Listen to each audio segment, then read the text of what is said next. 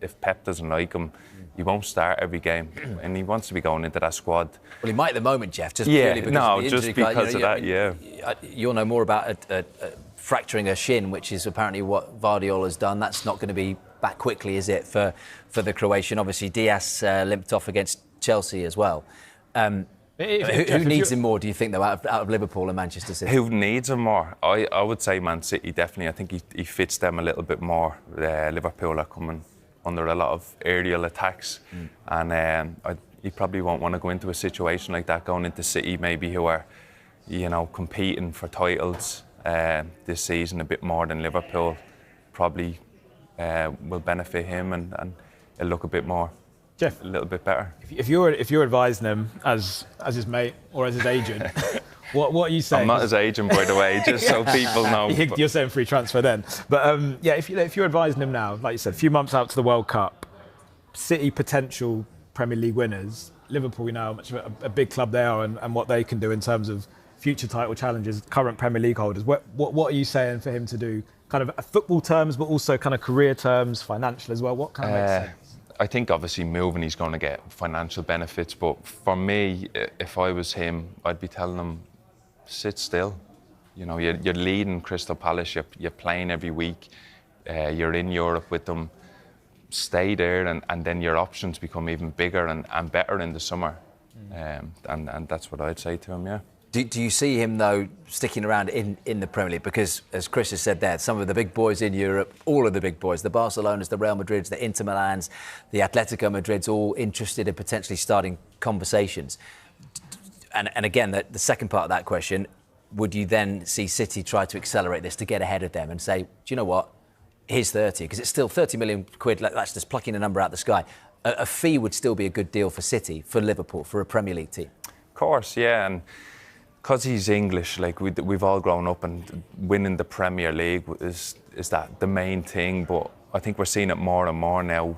British players going abroad and they're flourishing. They're kicking on in their careers, and for him to go to a massive club throughout Europe and maybe just having a change and getting out of the Premier League could be good for him. He might not want to go straight into a Premier League team after Palace, but I like what I'm seeing in British players going abroad and making a name for themselves in a different country. So I think he'd be crazy not to look at interest from massive clubs around. And I think Harry Kane said it, he didn't understand how big Bayern were till he went there.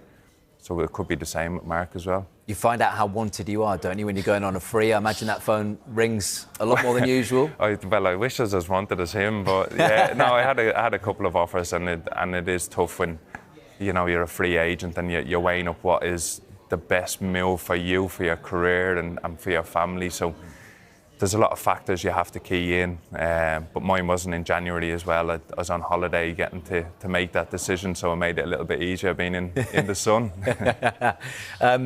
Before we move on, from Manchester City in particular, Chris, Antoine Semenyo, we heard Androni Iraola last week in his press conference saying that he expected him to play against Tottenham as well as Arsenal. Makes sense from a City point of view to allow him to play against Arsenal. Good tactics from Pep, isn't it? When do they want him to become a Manchester City player, and how close is that to happening? I think we obviously know the clause comes to an end soon. Bournemouth have got one more game until that clause finishes. So we believe that Antoine Semenyo will play in that for Bournemouth, and then the move to City will accelerate.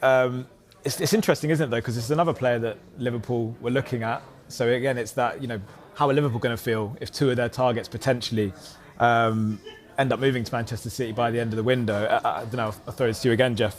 Semenyo, do you see that as a good fit at City? And again, if you were advising him, Liverpool, Manchester City, where would you kind of see him going? Yeah, it's tough. I really, really like the player. I've been watching him for a while now, and I think the attributes he has, what he's doing in that Bournemouth team is brilliant, and he definitely deserves his move. It's so hard picking between City and Liverpool because they're obviously two top clubs and have dominated over the last few years here in England. But I just look at sort of Liverpool and the players they've brought in. He might be thinking there's a lot of competition there. So maybe going to Man City is the perfect fit for him. And I think learning under Pep as well is who doesn't want to do that? You see the players he's helped improve and made even better. And I think if Semenyo's to go there and improve himself, you know, he's going to be some player when it comes to being the finished article.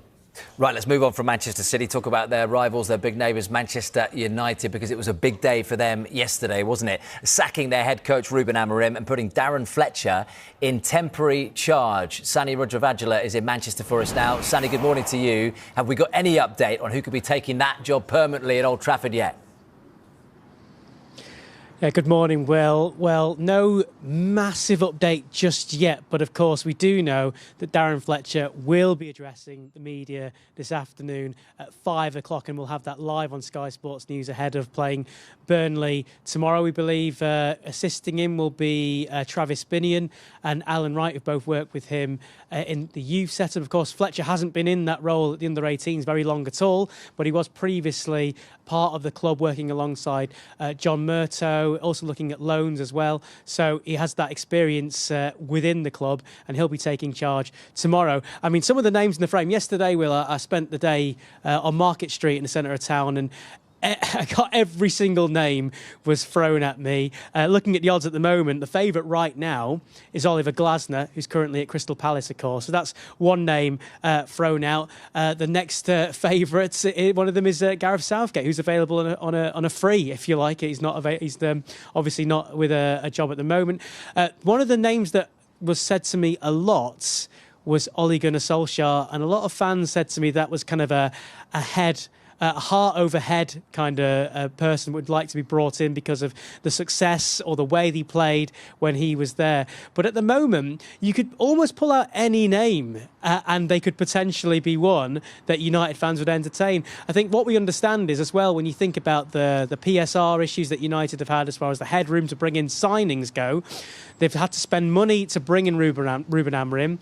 They've obviously paid him for the time that he's been manager, and now they've had to pay him then when he's left. So who they might bring in, again, there might not be that amount of finance to compensate another club. So then you would be looking at managers who are not working at the moment. And, you know, just to stir the pot ever so slightly, Will, if you take somebody like Gareth Southgate, his most recent experience at England, well, that's a place where obviously you're not signing players, you're bringing them in, but you're essentially working with who you've got. You're changing a culture. You're trying to get everyone on side, trying to unite them all and bring some positivity back.